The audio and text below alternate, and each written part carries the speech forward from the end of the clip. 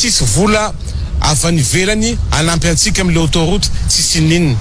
Taty afara zay vao fantatro ny tena antony ary tiako ambara amin'ny vahoaka malagasy ny anton'le izy de tsotra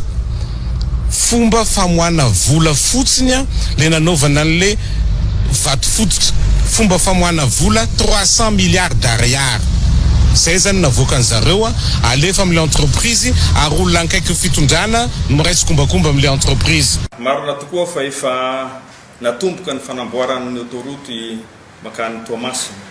Taoko angamba fa niarana hita ny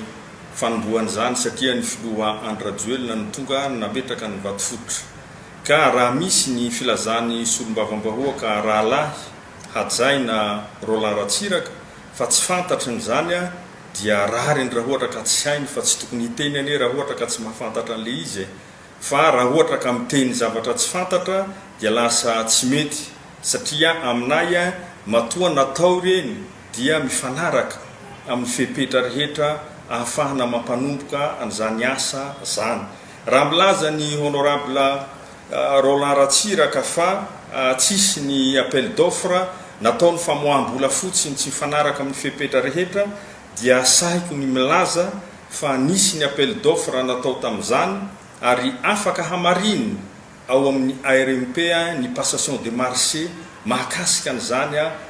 marché mikasika ny fanamboarana ny autoroute zany. Raha ohatra ka milaza izy fa nanao nisy ny famoaham-bola tamin'izany dia tsara angamba no hazavaina mba ho fantatsy ny rahalahy honorable député Roland Ratsiraka fa tao anatin'ny LFR 2022 no voasoratra amin'ny budget ny travaux publics ministère des travaux publics ny vola 300 milliards d'ariary zay hanaovana avance ny fanamboarana ny autoroute io. Mazava ho azy zany fa tsy maintsy miainga avy amin'ny ministère des travaux publics ny engagement, ny liquidation, ny mandatement, ny ordre de paiement zay vao tonga any amin'ny trésor ny manatanteraka an'izay raha ohatra ka tonga ny ordre de paiement. De maninona ty entreprise ty amena vola 300 milliards d'ariary. Donc zany fitaka io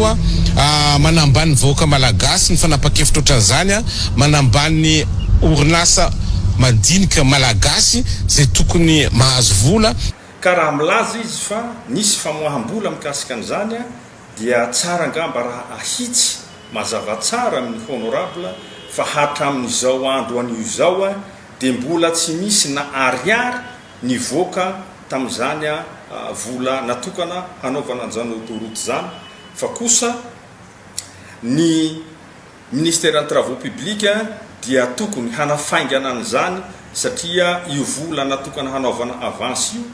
dia ny LFR 2022 no voasoratra ao dikan'izany hatramin'ny farany ty taona 2022 ty no azo ampiasaina zany vola zany fa tsy voasoratra ao anatin'ny LFI 2023 dikan'izany tokony hafaingana ny ministère des travaux publics